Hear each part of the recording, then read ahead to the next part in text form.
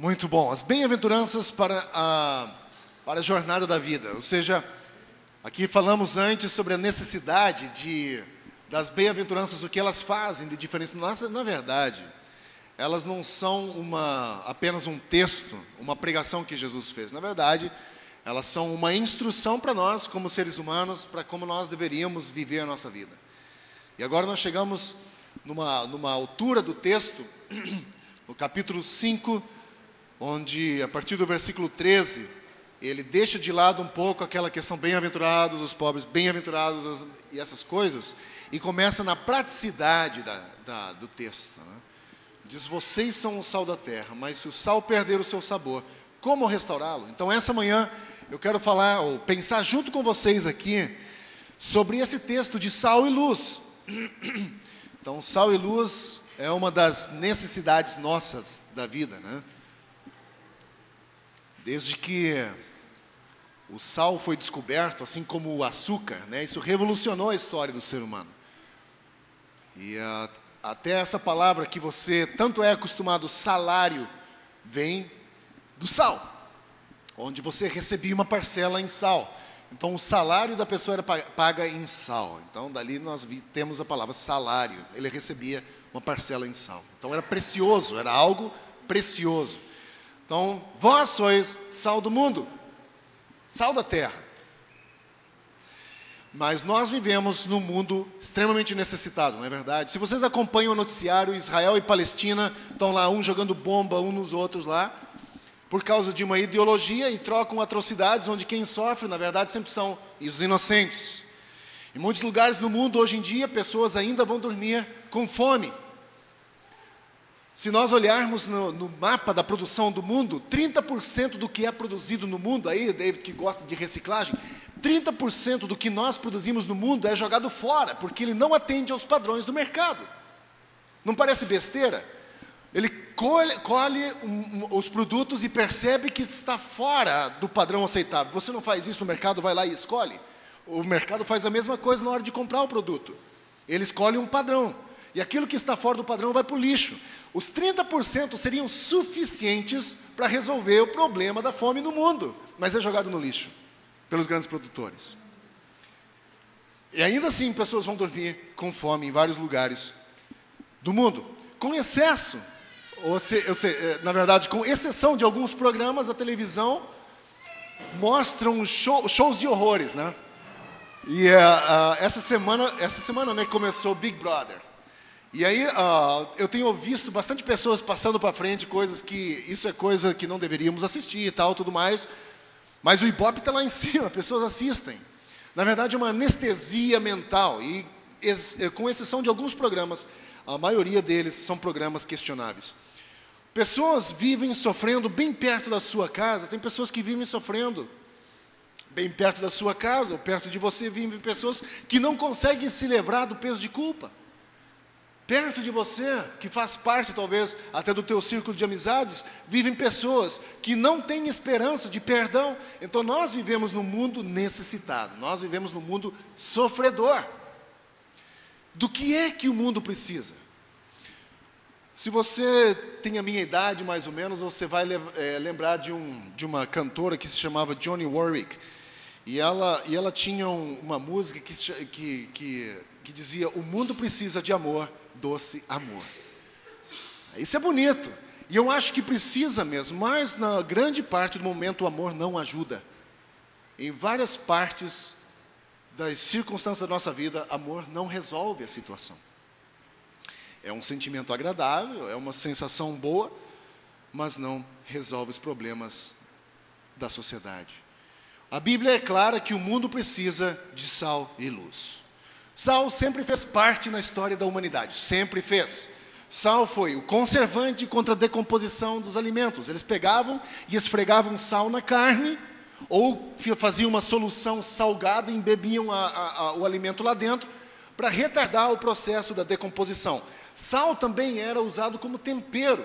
Então, a sal adicionada aos alimentos, então acrescentava sabor. E o mundo precisa desse sal para temperá-lo. O mundo precisa do sabor para para dar sabor à esperança que ele já não tem mais, sabor de perdão, sabor de justiça.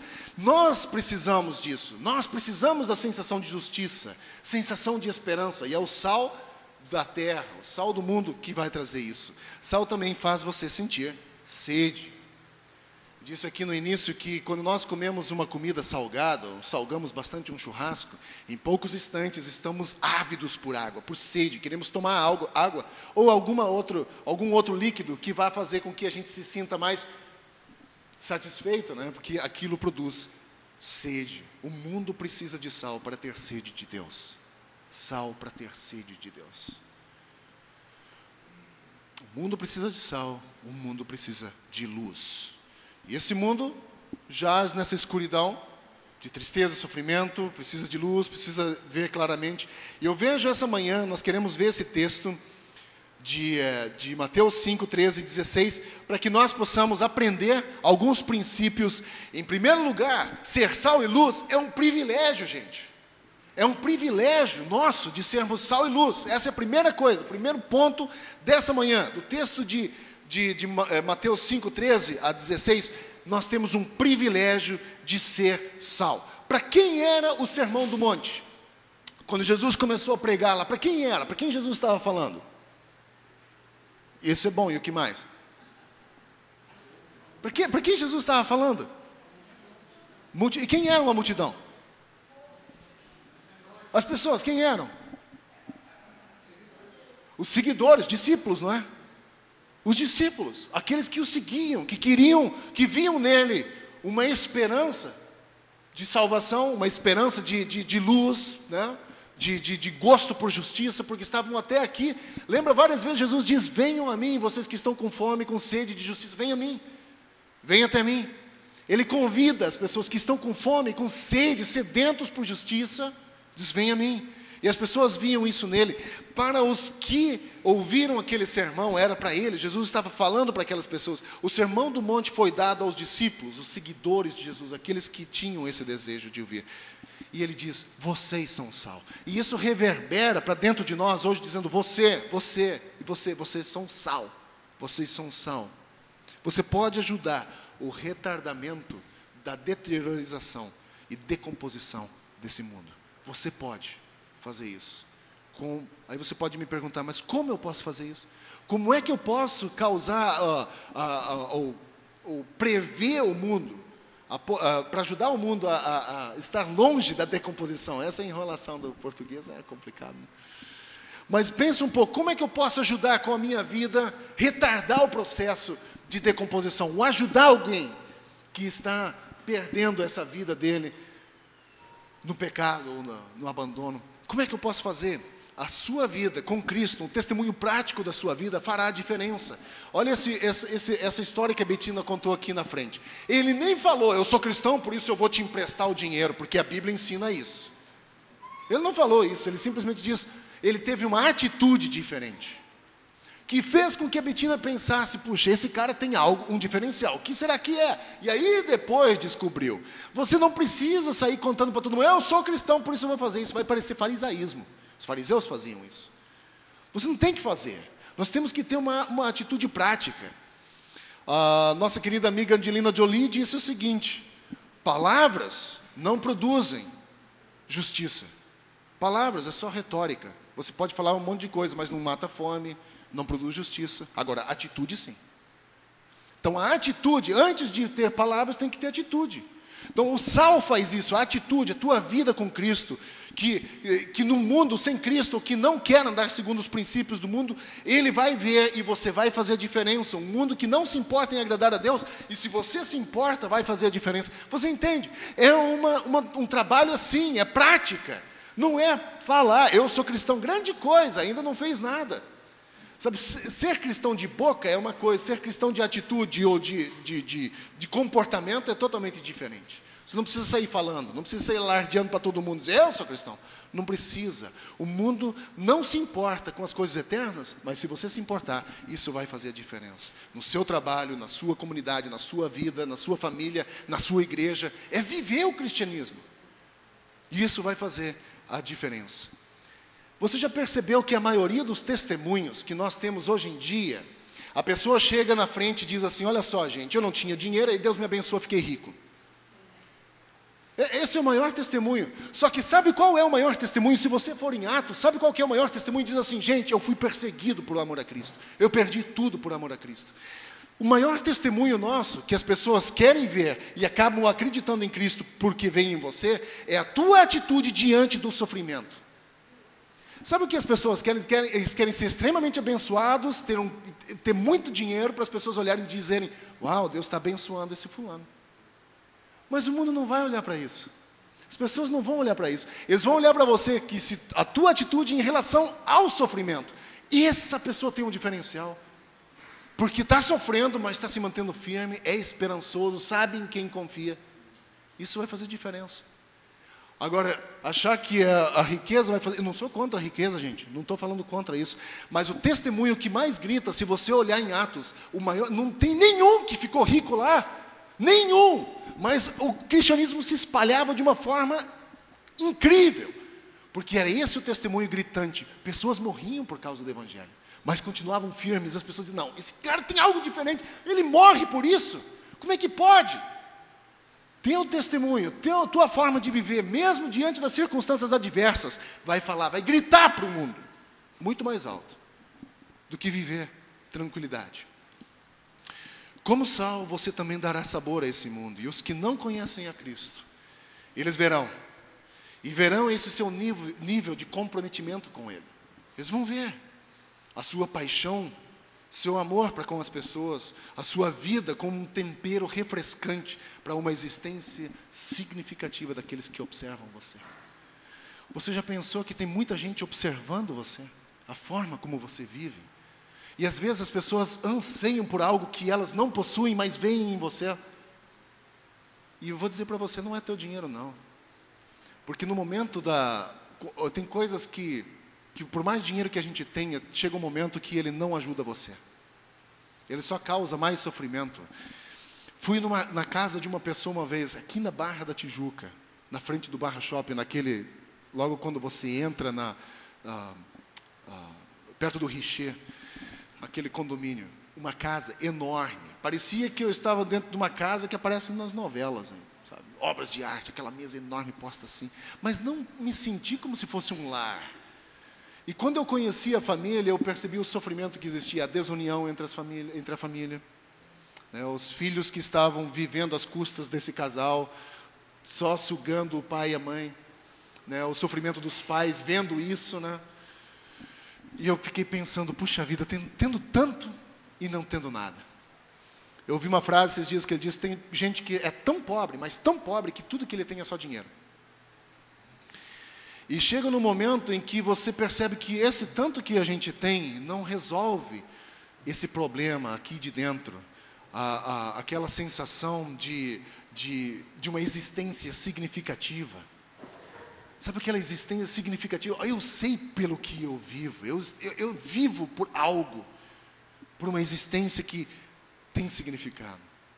Como sal, nós também faremos o mundo sentir sede. E o mundo precisa do que você tem. O mundo quer o que você tem. Quando eu digo mundo aqui, gente, aquela parte de pessoas que não querem saber nada de Deus. Aí por isso que eu uso esse termo. Mas isso não nos faz melhores do que ninguém. Mas eu estou dizendo, quando eu uso o termo mundo, estou dizendo aquela parcela de pessoas que não conhecem Deus, que não querem saber. O mundo vê algo em você desejável. Algo diferente. E que privilégio nós temos. Quando vivemos uma vida cristã do jeito que é para ser vivida, sermos sal da terra. Sal da terra e luz do mundo. Mas que tipo de luz e qual é a origem dela? Você já se perguntou quando ele diz também, vocês são a luz do mundo? Mas que tipo de luz é essa? Qual é a origem dela? A origem dessa luz é o próprio Senhor Jesus. João 8,12, ele fala dessa luz. A luz veio para esse mundo. O próprio Senhor Jesus. Vocês são a luz do mundo por causa do autor da luz que vive em vocês. O Espírito Santo que vive em vocês. Ele brilha Cristo através de vocês. O autor da luz veio. Ok, nós temos um privilégio. Eu e você temos um privilégio para sermos sal e luz, mas também esse privilégio produz em nós um problema. E nós vamos ver agora o problema de ser sal e luz. Olha só, Mateus 5,13, pode passar. Mateus 5,13 traz um problema para nós. Olha lá o que ele diz. Vocês são sal da terra, mas uma conjunção adversativa. Mas se o sal perder o seu sabor, como restaurá-lo? Todos nós sabemos, tecnicamente, que o sal é um composto químico, portanto, ele não perde o sabor. Porém, nos tempos de Jesus, não era assim. O sal, nos dias de Jesus, ele era diluído com outras coisas, então ele não era puro, então poderia sim perder o seu sabor. E se nas nossas vidas, nós permitirmos que a nossa vida espiritual seja diluída com outras coisas, com coisas contrárias aos princípios que Deus quer que a gente viva, se a gente permite que a nossa vida se dilua, assim também perderemos o sabor. Não salgaremos mais, não seremos mais sal. E aí ele diz, para que ele serve? Para que serve quando nós perdermos o sabor? E depois ele começa a dizer também que não só existe um problema com o sal, mas existe um problema com a luz também. A luz é projetada para brilhar, não é verdade? É projetada para brilhar. Cidades eram muito construídas em colinas na época de Jesus. E quando a luz era acendida, de longe você via essa cidade. Ela servia de referencial justamente por causa disso. Eram construídas nas colinas, para que os viajantes pudessem se guiar por elas, porque a luz estava acesa lá. Os cristãos muitas vezes escondem a sua luz quando vivem um cristianismo 007. Aquele 007 sabe, não é que é? Aquele agente secreto. Ninguém sabe que ele é. Ninguém sabe, é um agente secreto. Nós escondemos a nossa luz quando vivemos assim, agindo como as outras pessoas agem, que nem a Cristo conhecem. Nós vivemos assim, escondemos a nossa luz. E o mundo não vai querer o que você tem se você se parecer com eles, porque você é igual. Se eles têm uma desesperança e olham para você, eles vão perceber que você também tem uma desesperança. Não vão querer o que você tem. Se você for sal e luz, eles olham para vocês, vão querer o que você tem, porque tem algo de diferente, tem um diferencial, tem algo que muda, tem significatividade. Mas se for igual, está sofrendo como eu. É isso que o mundo pensa. Ninguém vai querer. Cristãos escondem a sua luz, tentando esconder o seu cristianismo. Cristãos que não dão testemunho de sua fé na prática, estão escondendo a sua luz. Cristãos que não permitem que o Espírito Santo as use, estão escondendo a sua luz. Cristãos que permitem que o seu dom, que é extremamente importante para a sua própria edificação e edificação dos outros, não se permitem ser usados, estão escondendo a sua luz. E não estão brilhando. Sal que perde o sabor, para que era usado? Ele diz, para nada mais serve do que ser lançado fora. E na época de Jesus, o sal que não tinha sabor era usado para pavimentar ruas. Eles usavam para jogar na rua e pavimentar aquilo e as pessoas pisavam. E é isso que ele diz. Nada mais serve do que ser lançado fora e ser pisado pelos homens. Porque vai para a rua, vai ser pavimentado, jogado fora. Se nós diluirmos a nossa vida assim, com coisas que são contrárias ao Espírito Santo, com coisas que são contrárias aos princípios que nós encontramos aqui, nós não salgaremos mais. Existem igrejas que, para encher os seus templos, eles pregam um evangelho que seja agradável a todo mundo. Já perceberam isso? Qualquer coisa que confirme aquilo que a pessoa acredita. Qualquer coisa. Para que as pessoas venham. Eu acho um pouco questionável nesse aspecto, porque você está enganando uma pessoa para atraí-la até você. É melhor que nós sejamos corretos com a palavra, honestos com a palavra de Deus, melhor dizendo, e viver por esses princípios. Porque no dia da adversidade, é esses princípios que vão fazer a diferença na nossa vida. Junto com o privilégio e o problema, vem a prioridade, as prioridades da nossa vida. E a prioridade minha e sua é ser sal e luz. Eu descobri na minha vida que todos nós temos prioridades. Todos nós. quando as nossas prioridades são justas, vamos querer ser salgadinhos, né? Vamos querer. E vamos também querer viver vidas justas. Além do mais, quando você vive as bem-aventuranças, assim como a gente vem estudando durante todos esses tempos, você será sal, é inevitável. Se você aplicar isso, vai acontecer na sua vida. Se você viver por esses princípios, isso vai acontecer. Você será sal, você vai fazer com que as pessoas queiram o que você tem. Ser pobre de espírito, eu lembro do que eu disse, ser pobre de espírito, aquele que reconhece que sozinho não pode, esse é ser pobre de espírito. De chorar pelo pecado, bem-aventurados que choram. De agir humildemente, bem-aventurados humildes. De ter fome e sede de justiça, de mostrar misericórdia. Pessoas vão querer esse tipo de coisa, quando nós começarmos a viver as bem-aventuranças. Justiça, pureza de coração, buscar a paz, ser capaz de sofrer por causa de justiça e outras coisas mais. Mas é viver pelas bem-aventuranças. Quando as nossas prioridades são justas, a nossa luz vai brilhar. Vai brilhar. E nós, se nós desejarmos isso, ela vai acontecer. Veja o que diz o versículo 16 de Mateus 5.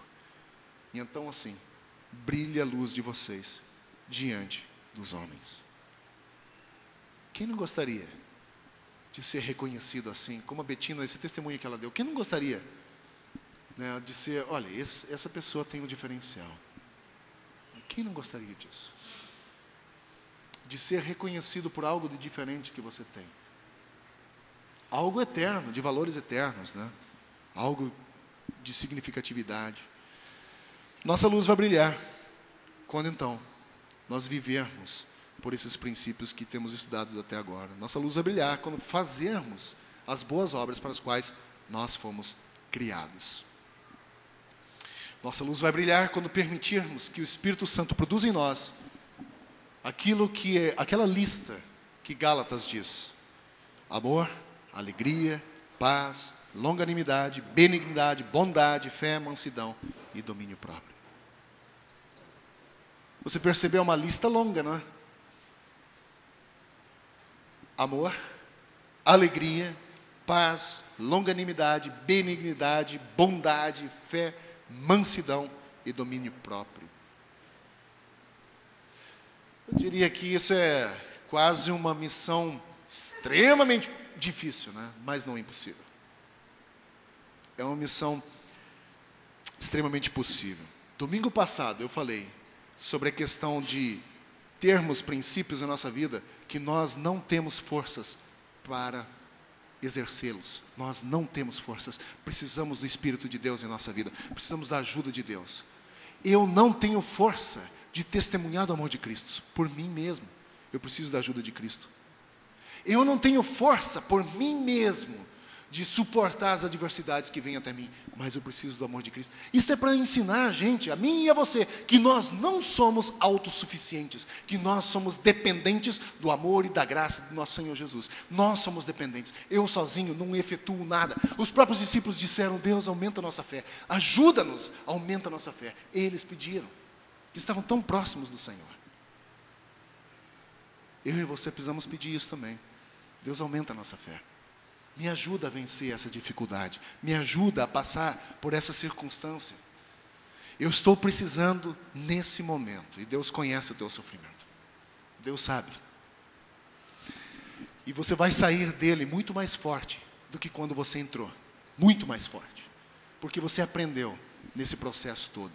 E a luz de você brilhou durante esse problema. A luz de Deus que nos ajuda durante esse processo todo. E pessoas estão olhando para você nesse momento, nessa circunstância em que você está enfrentando. Pessoas estão olhando, observando você.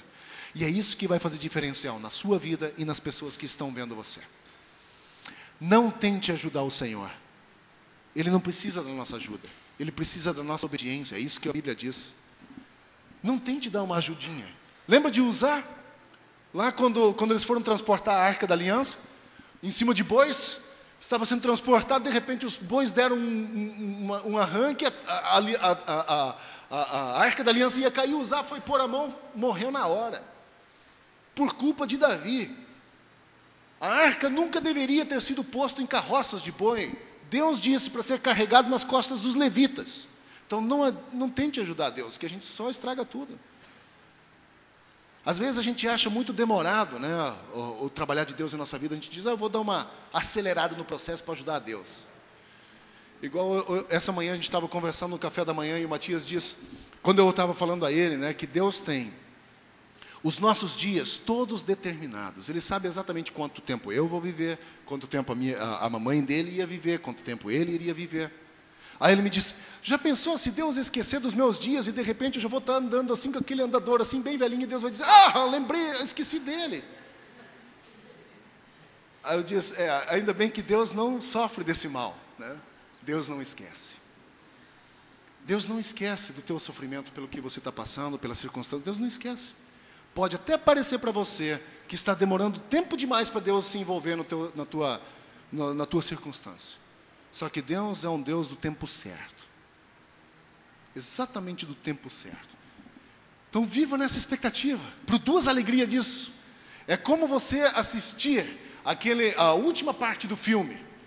Quando o mocinho, depois de ter apanhado, de ter sofrido tanto, agora você sabe, ele vai se dar bem. E você fica naquela expectativa, quero ver o que ele vai fazer agora. E é mais ou menos assim na nossa vida cristã. Nós estamos assistindo Deus agindo na nossa vida. Agora diz, agora eu quero ver o que Deus vai fazer. Então eu quero encorajar você nessa manhã a ser sal e luz. A ver isso como um privilégio. Deus escolheu você para ser sal e luz. Salgar esse mundo, dar sabor para esse mundo. Trazer sabor de justiça, sabor de paz, de amor, de esperança, de perdão. Traga esse sabor para esse mundo com as pessoas com quem você vive. É um privilégio para mim e para você, de sermos luz também, de iluminar a escuridão no qual esse mundo está inserido. Esse mundo jaz no maligno, jaz numa escuridão do pecado. E você é a luz para mostrar que há esperança de luz. Vem para cá. Lembrem do que Jesus estava falando, as cidades construídas nas colinas, que serviam de referencial para os viajantes que estavam viajando no escuro. Eles olhavam a colina naquela luz. Essa é a direção que devemos seguir. Eu e você somos essas cidades nas colinas. E as pessoas estão na escuridão olhando para você, estão sendo guiadas na direção de Cristo, pela luz de Jesus que brilha em você. É um privilégio. Mas também tem um problema. Se você se recusa a salgar, você perde o sabor. Ou seja, se você permitir que esse sal, essa tua vida cristã seja diluída com outras coisas, você perde o sabor.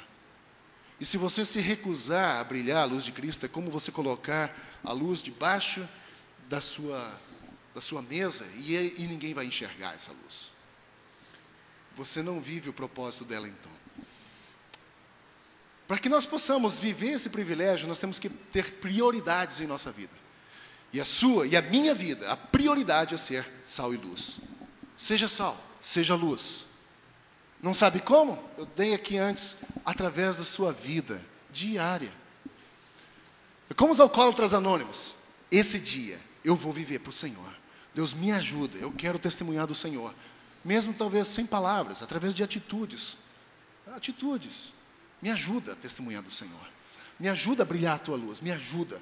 Eu e você precisamos. Precisamos do amor de Cristo em nossa vida e precisamos sim de que Deus nos ajude. Que Deus nos ajude então nessa manhã também a meditar sobre o grande privilégio de ser sal e luz, cuidando dos problemas de ser sal e luz. Que possamos ter em nossas prioridades a prioridade de ser sal e luz. Domingo que vem, nós vamos continuar no capítulo 5, versículo 17 até o 20, onde diz, Jesus cumpre a lei. É muito importante esse texto, porque existe uma incompreensão sobre a questão, devemos guardar as leis do Antigo Testamento? Não devemos guardar mais. Jesus aboliu as leis. O que aconteceu nesse processo?